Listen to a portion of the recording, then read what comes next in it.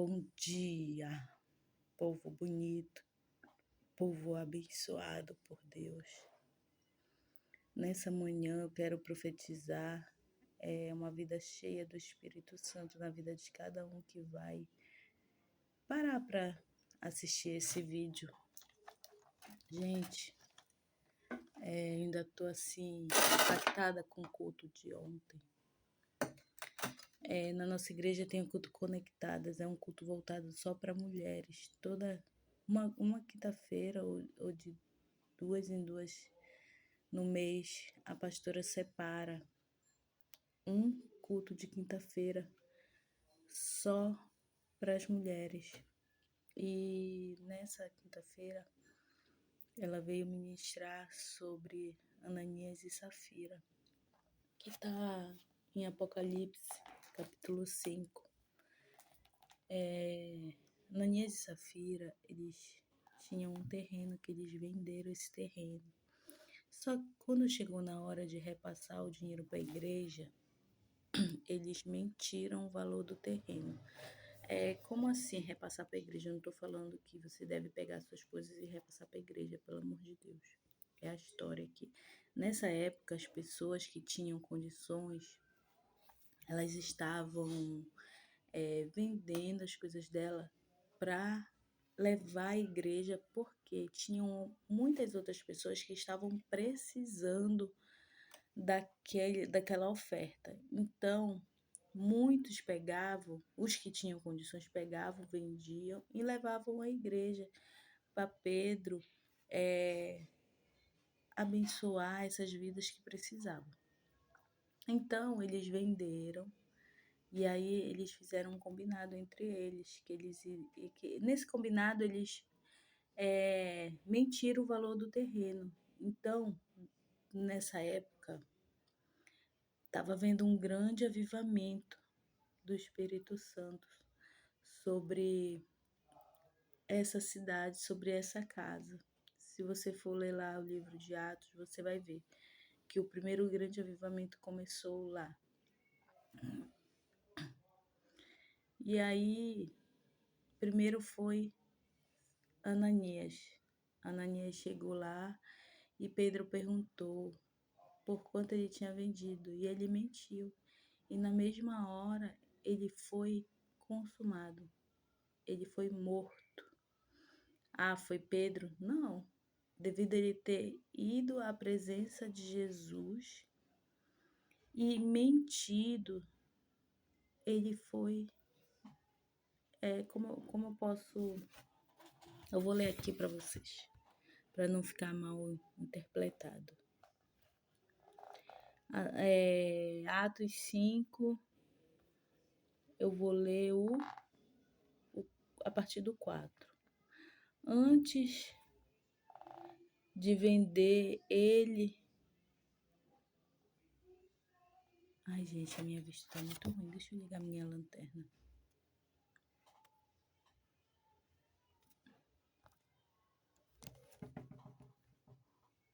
Cadê? Antes de você vendê-lo, ele era seu. Depois de vendê-lo,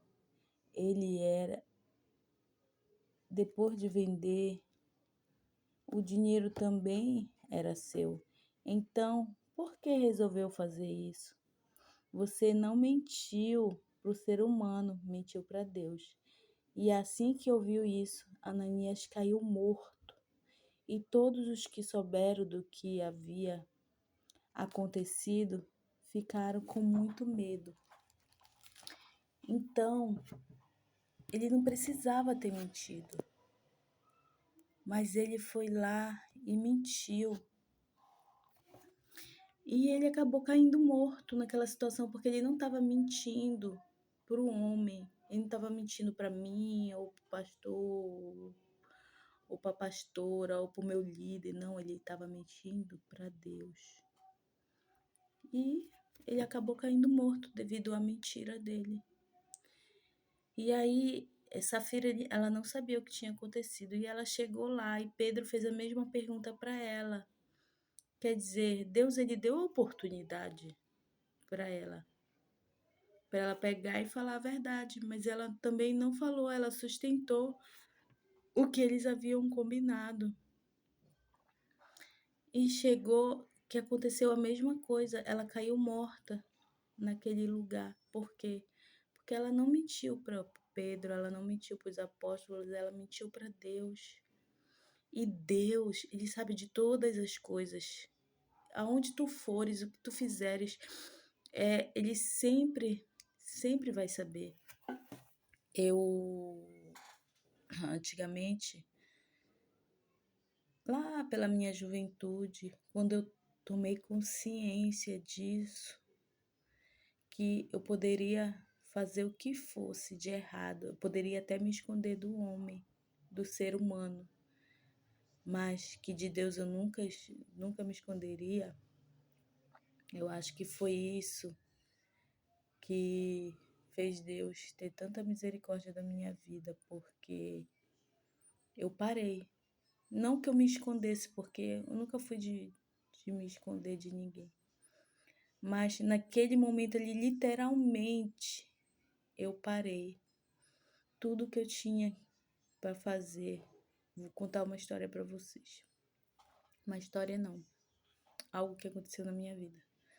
Há uns anos atrás, a minha tia caçula casou por parte da minha avó, por parte de pai. E aí ela convidou os irmãos dela para ir participar do casamento dela. Então, eu gostava muito de tomar vinho.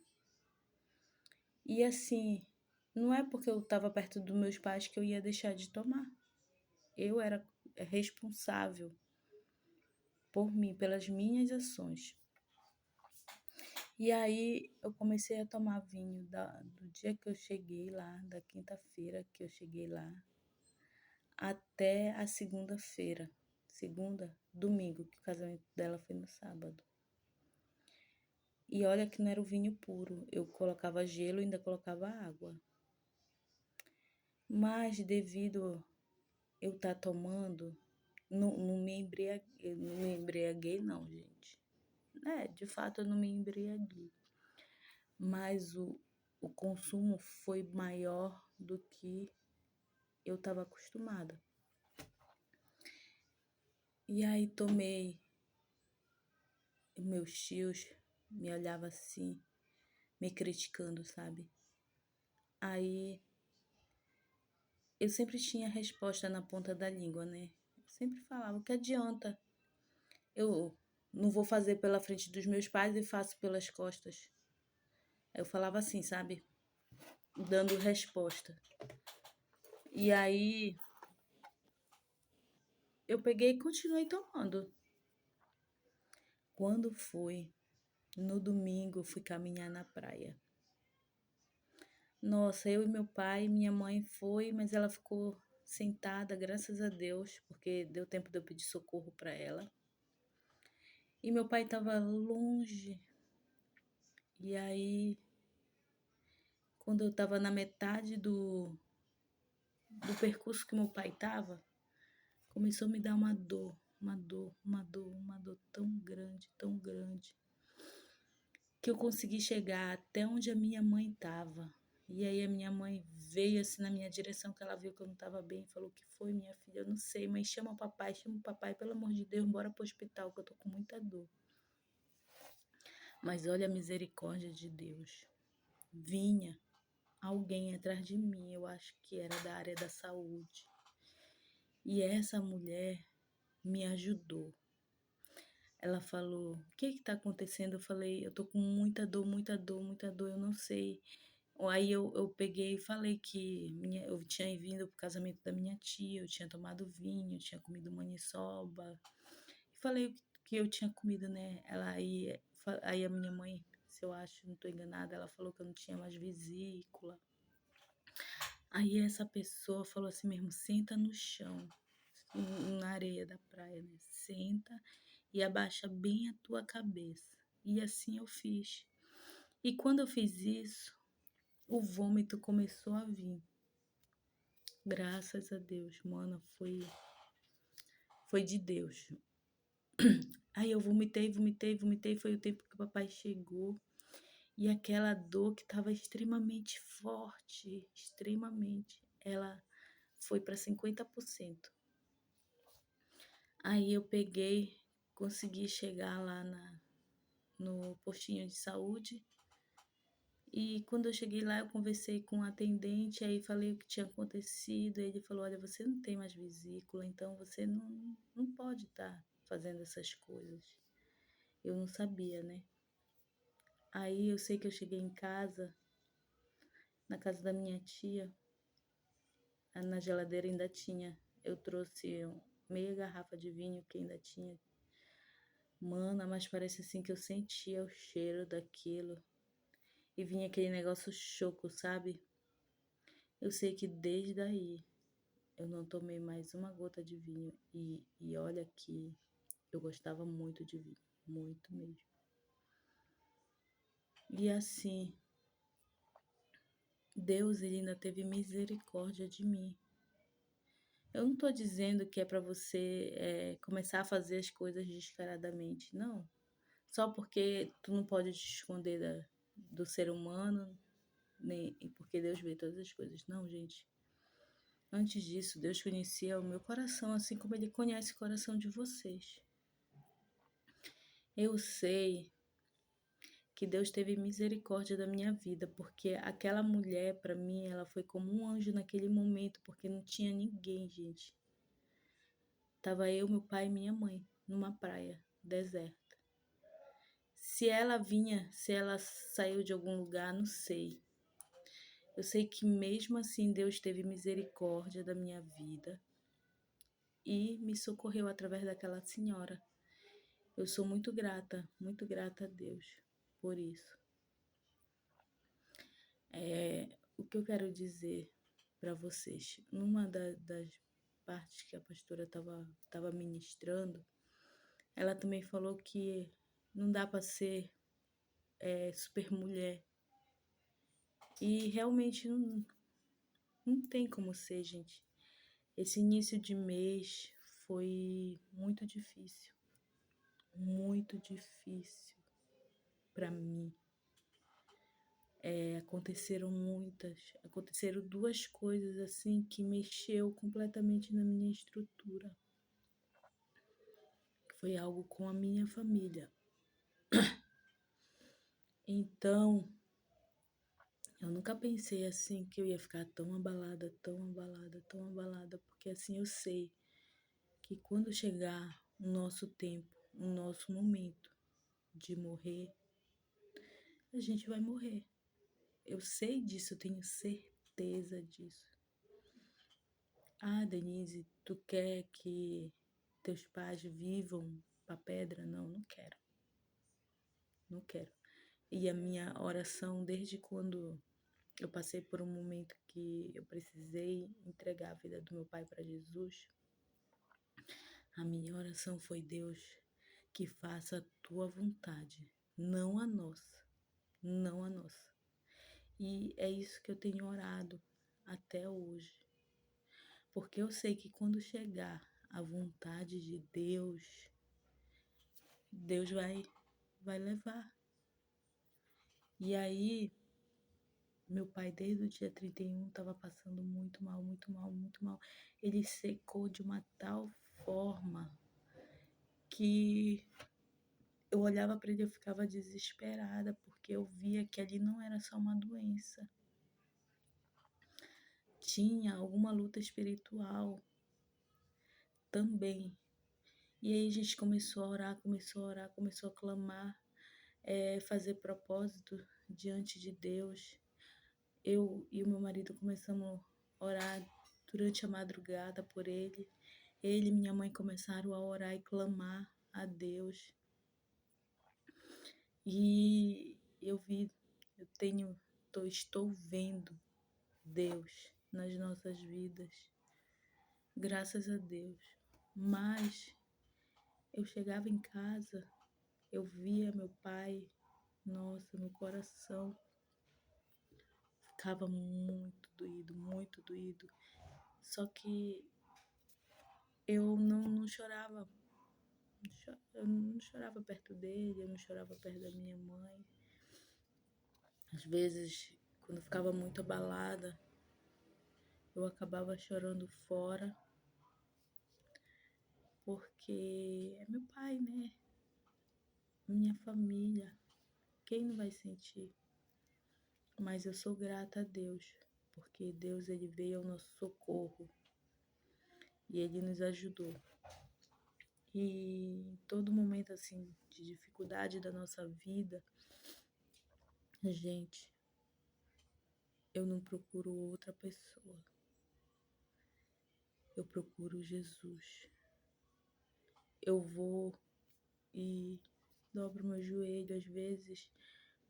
Quando eu procuro outra pessoa, para essa pessoa me ajudar em oração, pra gente dobrar os joelhos e orar juntas. Porque eu também sei que ao mesmo tempo não é só eu que estou passando por situações difíceis. Então, não há nada que Deus não possa fazer. Então, eu vou me humilhar, eu vou procurar Deus, eu vou buscar a presença de Deus. Ah, Denise, é só porque tu tá passando? Muitas das vezes, não é só porque eu tô passando, é porque eu sei que eu posso contar com Ele.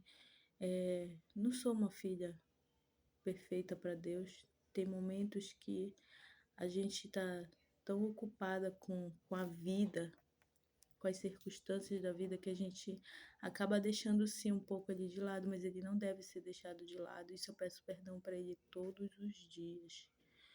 Todos os dias.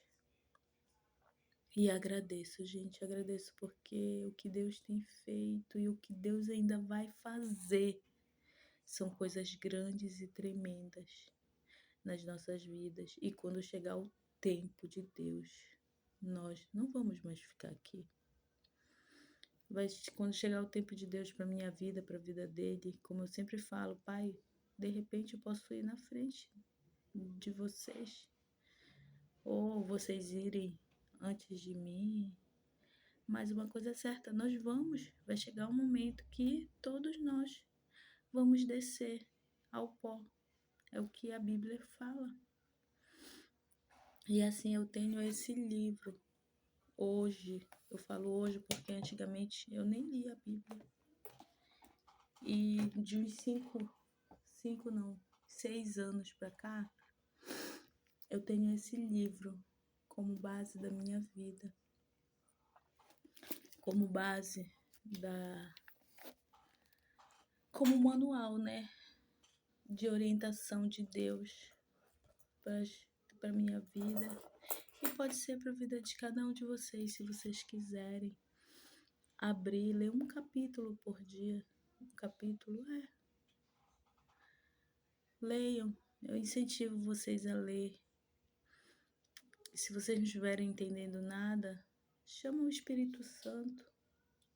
Assim como você tem seu melhor amigo, que você conversa com seu melhor amigo, você tem o Espírito Santo de Deus. Ele está aqui, do meu lado. Chama ele para ter um papo contigo, para ele ir te direcionando, que ele faz. Ele fala com você. Eu não tenho nem dúvida. Então fique com essa palavra na manhã deste dia, tá bom, pessoal? Um beijo no coração de vocês.